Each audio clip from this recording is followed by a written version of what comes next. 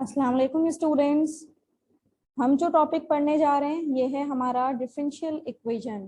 सबसे पहले differential equation के बारे में जानना बहुत ज़रूरी है कि डिफरेंशियल इक्वेशन क्या होती हैं, कितने टाइप्स की होती हैं, और डिफरेंशियल इक्वेशन में हमारे पास एक डिग्री और ऑर्डर होता है। वो डिफरेंशियल इक्वेशन में अगर फाइंड आउट करना है तो डिग्री और ऑर्डर को किस तरह से फाइंड आउट किया जाता है।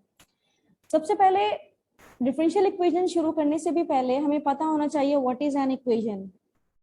इक्वेशन सिंपली आपके पास कोई भी ऐसी स्टेटमेंट लिखी हो जिसमें इक्वल्स टू का साइन मौजूद हो, like this is called the simple equation. और इसमें हमारे पास एक वेरिएबल होता है। समटाइम्स अगर हमारे पास 2 डायमेंशनल इक्वेशन लिखी हुई है तो उसमें हमारे पास 2 वेरिएबल्स एंड सो ऑन, इस तरह के वेरिएबल्स यूज हो रहे होते हैं। लेकिन अब हम बात कर रहे हैं डिफरेंशियल इक्वेशन की। डिफरेंशियल इक्वेशन क्या होता है? डिफरेंशियल इक्वेशन बेसिकली हमारे पास वो इक्वेशंस होती हैं जिसमें डेरिवेटिव्स इन्वॉल्व होते हैं। और डेरिवेटिव्स के लिए यू ऑल नो कि हमारे पास सैम्बल कौन सा यूज करते हैं। हम जो सैम्बल यूज करते हैं वो होता है d/dx, या कोई भी वेरिएबल जिसके रिस्पेक्ट से हम डेरिवेटिव निकाल रहे होते हैं। कोई भी ऐसी इक्वेशन जिसमें हमारे पास डेरिवेटिव्स के टर्म्स इन्वॉल्व हो जाएं वो हमारे पास डिफरेंशियल इक्वेशन कहलाती है। एक चीज यहाँ पे याद रखना है कि जो भी नॉमिनेटर में वेरिएबल यूज होगा, लेट सपोज मैंने यहाँ पे y यूज किया, तो ये वेरिएबल y ये हमारे पास कहलाएगा कि ये डिपेंडेंट वेरिएबल है। और जिसके रिस्पेक्ट से हम डेरिवेटिव ले रहे होते हैं ये वेरिएबल, यानी कि जो x का वेरिएबल है ये हमारे पास कहलाता है इंडिपेंडेंट वेरिएबल। कोई भी ऐसी इक्वेशन जिसमें डेरिवेटिव्स के टर्म इन्वॉल्व हो वो हमारे पास डिफरेंशियल इक्वेशन कहलाती हैं। अब उसमें इंडिपेंडेंट वेरिएबल एक से ज्यादा भी हो सकते हैं। अगर एक से ज्यादा इंडिपेंडेंट वेरिएबल है तो उसकी कैटेगरी एक अलग है, और अगर एक ही वेरिएबल है तो उसकी कैटेगरी अलग है। बेसिकली डिफरेंशियल इक्वेशन 2 टाइप्स की होती हैं। One is called ordinary differential equation and the second one is called partial differential equation. Ordinary differential equation वो differential equations होती हैं जिसमें हमारे पास independent variable एक ही यूज हो रहा होता है। Throughout the equation हमारे पास अगर एक ही independent variable यूज हो रहा है तो हम कहेंगे वो ordinary differential equation है। Here we are talking about the independent variable, not the dependent variable. कोई भी ऐसी इक्वेशन जिसमें इंडिपेंडेंट वेरिएबल एक ही यूज हो रहा हो तो हम उसे कहेंगे वो ऑर्डिनरी डिफरेंशियल इक्वेशन है।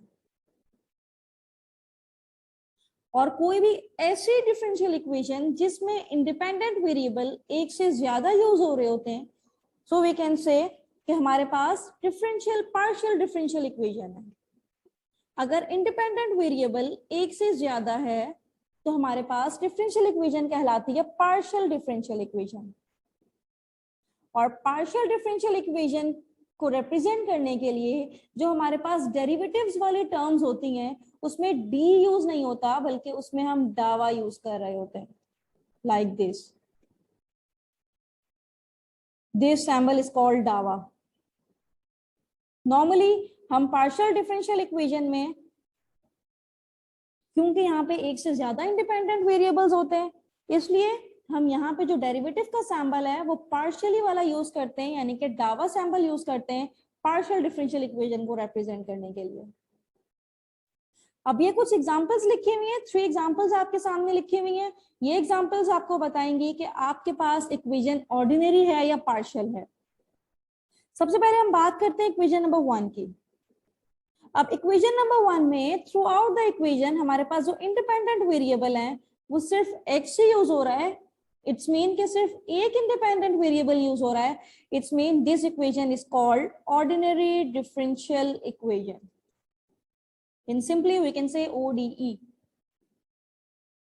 इक्वेशन नंबर 2 में भी थ्रू आउट द इक्वेशन हमारे पास जो इंडिपेंडेंट वेरिएबल यूज हो रहा है वो सिर्फ एक ही वेरिएबल है, that is x। Independent variable, जब इंडिपेंडेंट वेरिएबल की बात कर रहे हैं तो जो डिनोमिनेटर में वेरिएबल लिखा जाता है डेरिवेटिव के, हम उस वेरिएबल की बात करते हैं। तो इसका मतलब इक्वेशन नंबर 2 भी हमारे पास ODE है, यानी कि ordinary differential equation. And the third one, यहाँ पे अगर हम इंडिपेंडेंट वेरिएबल चेक करें तो इंडिपेंडेंट वेरिएबल मेरे पास x भी है, मेरे पास y भी है। इंडिपेंडेंट वेरिएबल अगर एक से ज्यादा होता है तो हम कहेंगे वो हमारे पास इक्वेशन पार्शियल डिफरेंशियल इक्वेशन कहलाती है। एक तो हमें ये इंडिपेंडेंट वेरिएबल से भी पता चलता है कि एक से ज्यादा हो, और दूसरा ये जो डेरिवेटिव के सैंपल्स चेंज हो गए, अब जो डावा बन गया, ये भी रिप्रेजेंट कर रहा है कि ये पार्शियल डिफरेंशियल इक्वेशन है। इसको रिप्रेजेंट करने के लिए हम जो सैंपल यूज करते हैं या जो शॉर्टकट यूज करते हैं वो कहलाता है PDE। This equation is called partial differential equation.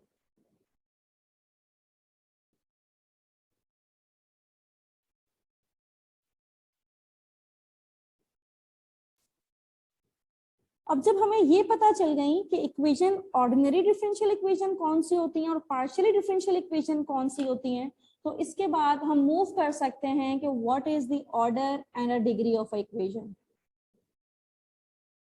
सबसे पहले हम ये देख लेते हैं कि what is the order of a differential equation.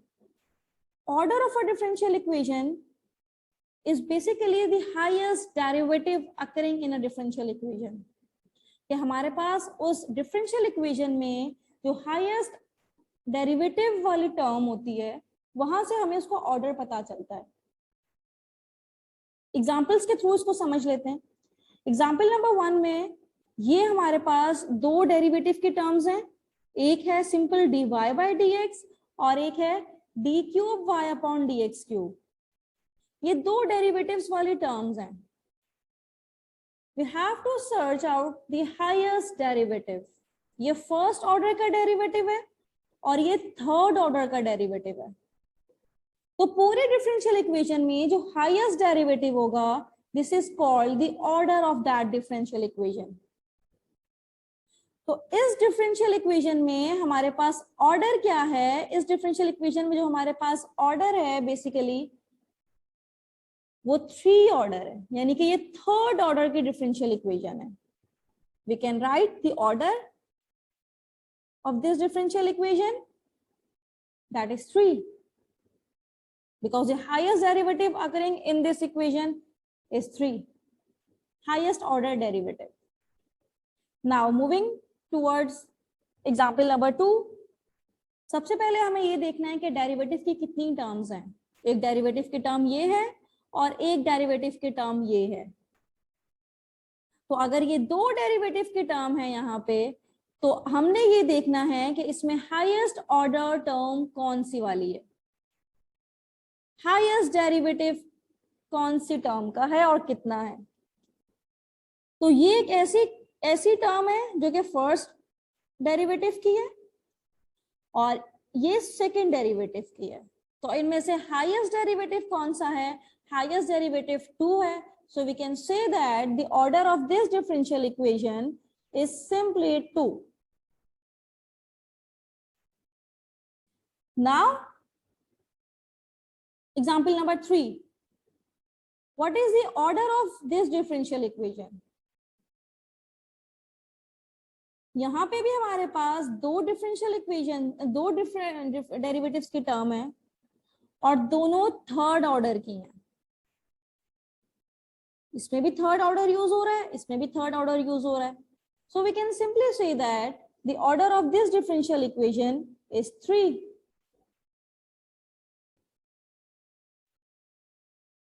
This is simple the order of a differential equation, जो कि हाईएस्ट डेरिवेटिव आपके इक्वेशन में इन्वॉल्व होगा। This is called the order. अब हम बात करते हैं what is the degree of any differential equation. तो जो डिग्री होती है, डिग्री इज सिंपल, जिस टर्म से आपने हाईएस्ट ऑर्डर निकाला है उसकी आपने पावर देख लेनी है कि उसकी पावर आपके पास क्या है। अब हमने ये देखा था कि इस टर्म का हाईएस्ट ऑर्डर डेरिवेटिव 3 था, तो अब इस 3 की हमने पावर देखनी है कि इसकी पावर क्या है। पावर बेसिकली क्या होता है हमारे पास? पावर बेसिकली हमारे पास ये होता है कि ये जो हाईएस्ट डेरिवेटिव है ये वाली टर्म जो कि हाईएस्ट डेरिवेटिव है, इसकी पावर क्या है, यानी कि हम इसको ऐसे लिख सकते हैं कि इसके बाहर ये पावर क्या है। तो सिंपल, इसकी पावर 1 है। तो फर्स्ट इक्वेशन की जो हमारे पास डिग्री आई है, सिंपल वो आई है डिग्री 1।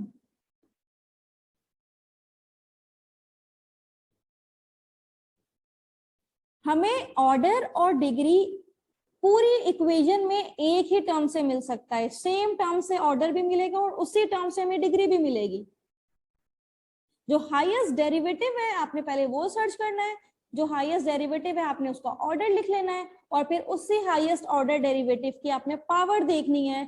तो यहाँ पे मेरे पास इसकी पावर है 1।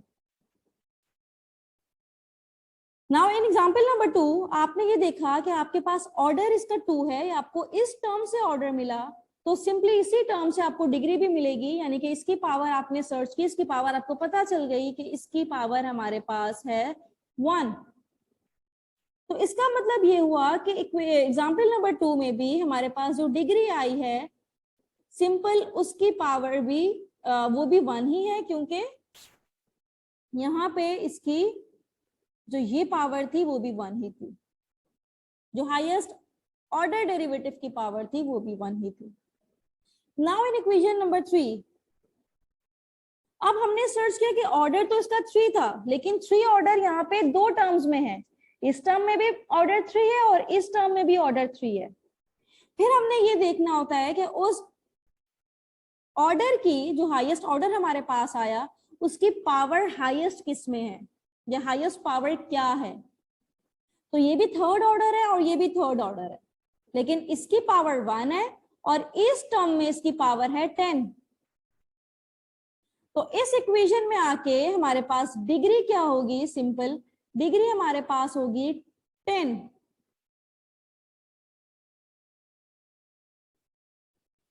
डिग्री 10 इसलिए हुई कि हमारे पास यहाँ पे 2 टर्म से डेरिवेटिव की, दोनों का ऑर्डर हमने देख लिया था 3 ही है। फिर हमने उन दोनों में से सर्च किया कि हाईएस्ट पावर किसकी है, जो हाईएस्ट पावर होगी this is called our degree.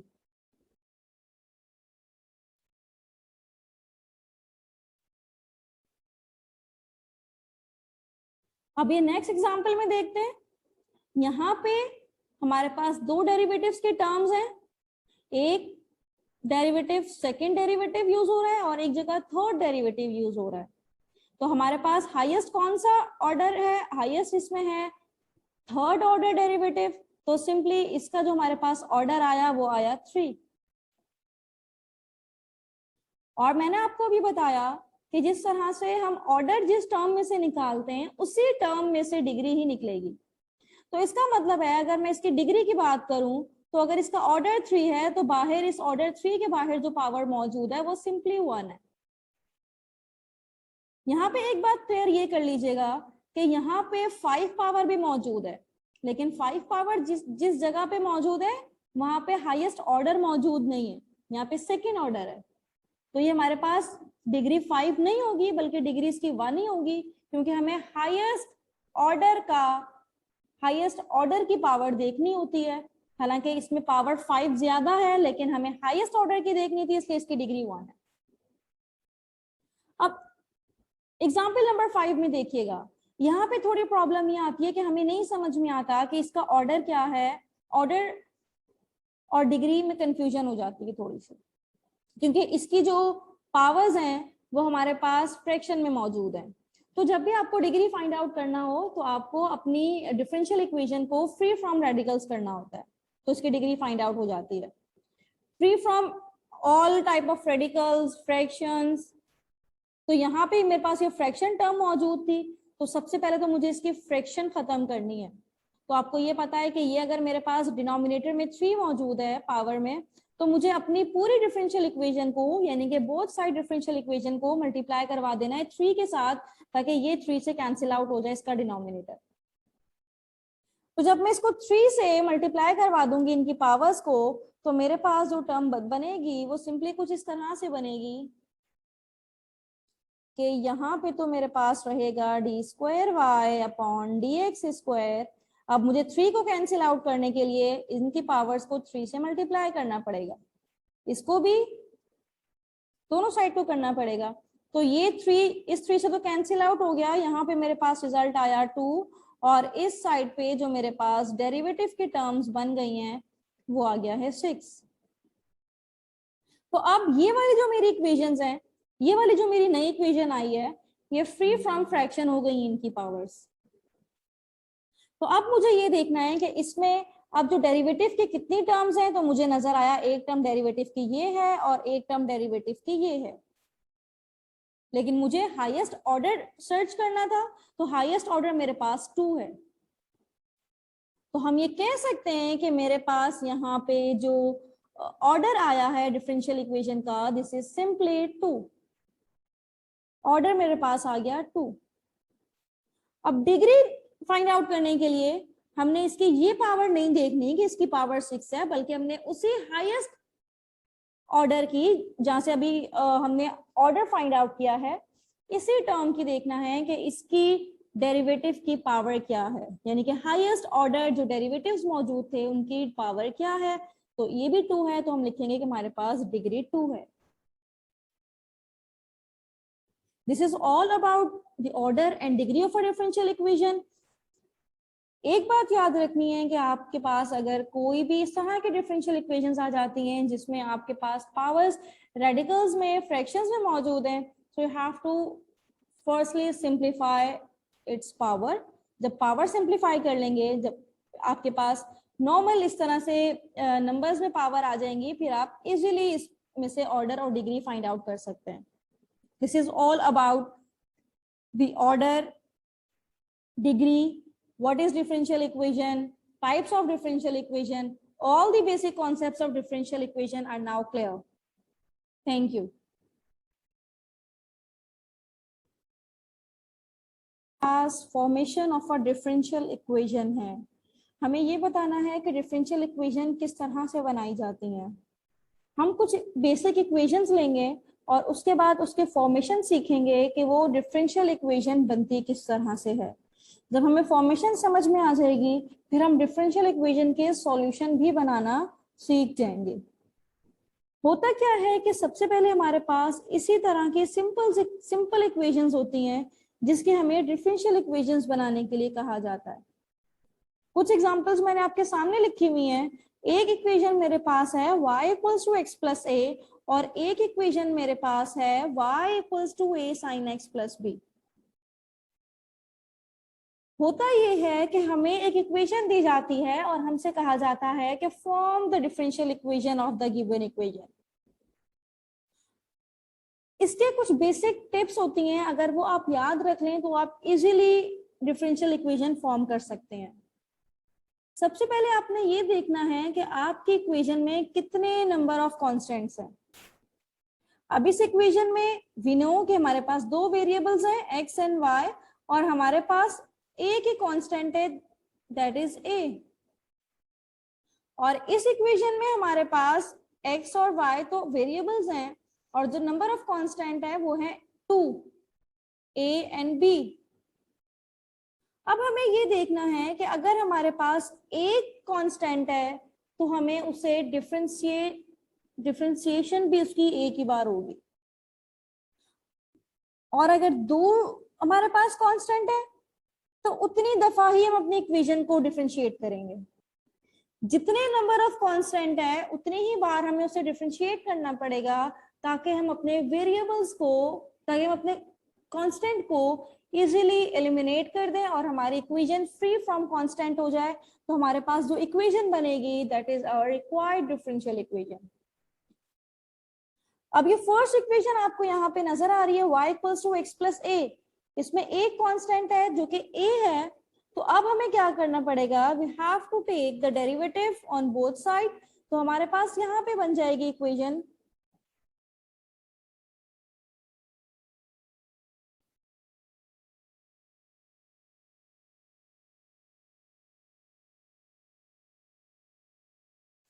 और इस साइड बन जाएगी, जब d बाई डी एक्स लिया, इस साइड भी डेरिवेटिव लिया, तो x प्लस a के बाहर हमने d बाई डी एक्स इस तरह से लिखा। अब ये इक्वेशन है dy बाई dx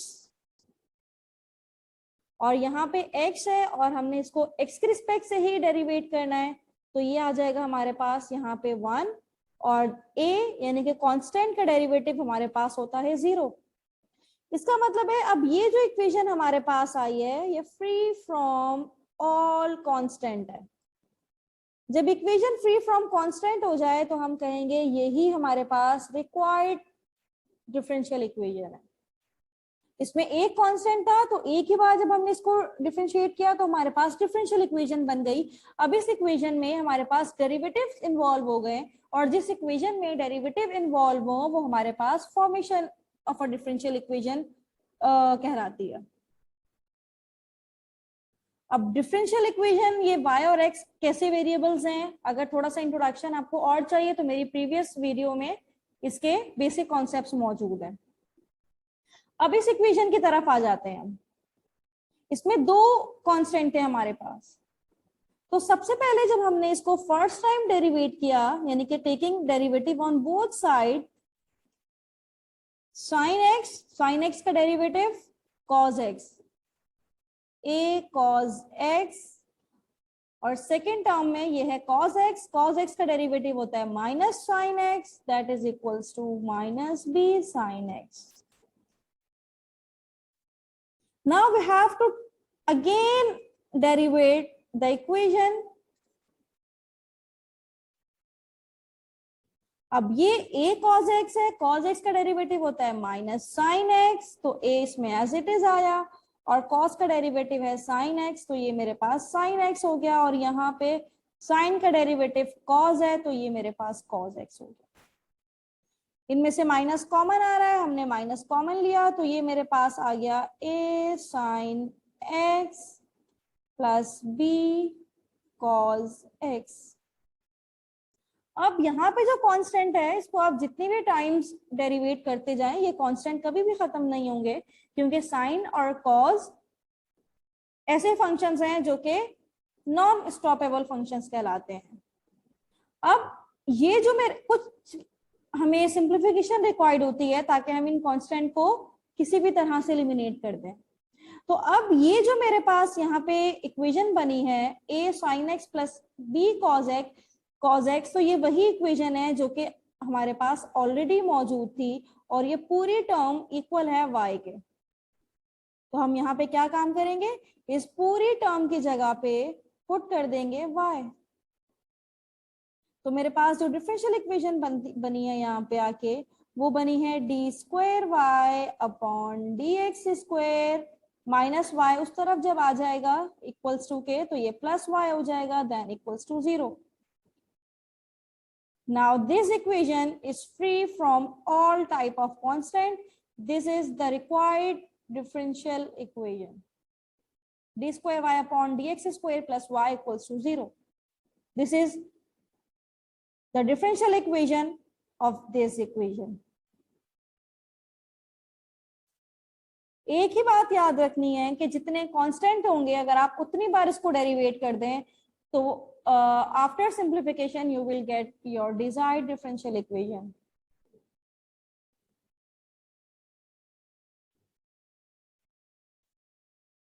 अब ये इक्वेशन 3 है। थर्ड एग्जांपल देख लेते हैं हम यहाँ पे। अब यहाँ पे हमारे पास कितने कांस्टेंट है 1 2 एंड 3, 3 कांस्टेंट है। इसका मतलब है we have to derivate this equation 3 times. First time इसको जब डेरिवेट किया हमने तो सिंपल इसको y डैश भी लिख सकते हैं या आप dy बाई dx भी लिख सकते हैं। और जब इस साइड पे हमने डेरिवेटिव अप्लाई किया तो ये x स्क्वायर था तो ये 2ax प्लस b और c कांस्टेंट है, c का डेरिवेटिव 0 आ जाएगा। Now again taking derivative on both side, अब ये 2ax था यहाँ पे तो हमारे पास ये आ जाएगा 2a और b का डेरिवेटिव यहाँ पे 0। Now again taking the derivative तो ये हमारे पास आ जाएगा 0 क्योंकि कांस्टेंट है 2a। It's mean the required differential equation of the given equation is simple d cube y upon dx cube equals to 0.